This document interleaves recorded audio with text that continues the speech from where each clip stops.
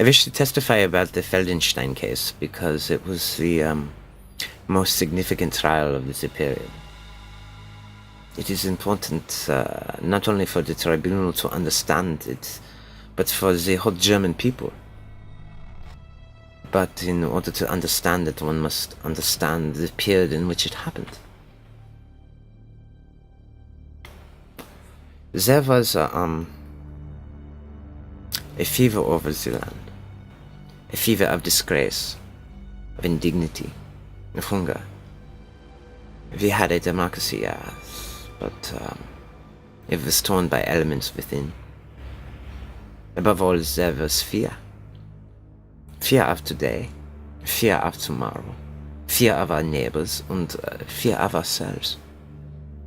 Only when you understand that can you understand what Hitler meant to us. Because he said to us, lift your heads. Be proud to be German. There are devils among us, communists, liberals, Jews, gypsies. And once these devils will be destroyed, your misery will be destroyed. It was the old story of the sacrificial lamb.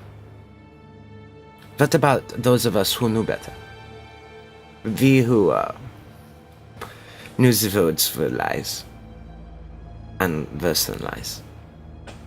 Why did we sit silent? Why did we take part? Because we loved our country. What difference does it make if a few political extremists lose their rights? What difference does it make if a few racial minorities lose their rights? It is only a passing phase. It is only a stage we are going through. It will be discarded sooner or later. Hitler himself will be discarded sooner or later. The country is in danger, and we will march out of the shadows. We will go forward. Forward is the great password. And history tells us how well we succeeded, Your Honor. We exceeded beyond our wildest dreams. The very elements of hate and power about Hitler that mesmerized Germany, mesmerized the world. We found ourselves with sudden powerful allies. Things that had been denied to us as a democracy were open now. The vote said, go ahead, take it. Take it. Take Sudetenland. Take the Rhineland. Remilitarize it. Take all of Austria. Take it. And then one day we looked around and found that we were in an even more terrible danger.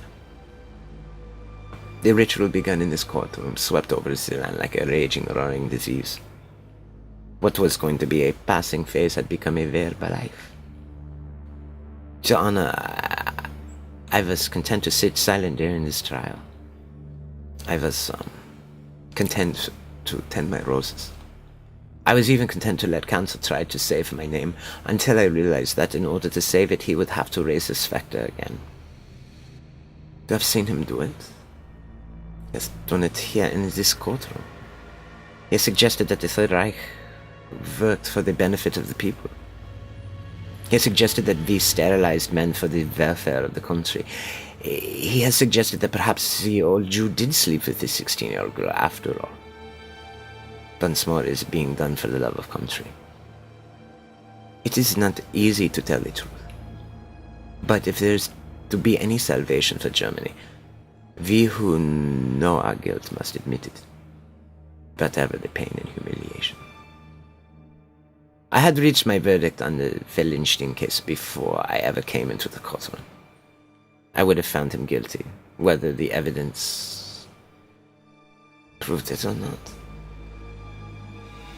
It was not a trial at all. It was a sacrificial ritual in which Feldenstein, the Jew, was a helpless victim. I am aware. My counsel would have you believe that we were not aware of the concentration camps. Not aware? Where were we? When Hitler began shrieking his hate in the Reichstag, Where were we when our neighbors were being dragged out into the middle of the night into Dachau? Where were we when every village in Germany has a railroad terminal where cattle cars were being filled with children being carried out to their extermination? Where were we when they cried out in the night to us? Were we deaf and dumb, blind? My counsel says we were not aware of the extermination of millions. He would not give you the excuse we were only aware of the extermination of hundreds. Does that make us any less guilty? Maybe we didn't know these details. But if we didn't know, it was because we didn't want to know. I'm going to tell them the truth. I'm going to tell them the truth if the whole world conspires against it. I am going to tell them the truth about the Ministry of Justice. Werner Lampe, an old man who cries in his Bible now, an old man who is profited by the property exploitation of every man he has sent to a concentration camp. Friedrich Hoffenstätter is a good German who knew how to take orders, who sent men before him to be sterilized like so many digits. Emil Hahn, the decayed, corrupt bigot obsessed with the evil within himself. And Ernst Janning, worse than any of them because he knew what they were, and he went along with them. Ernst Janning, who made his life excrement because he walked with them.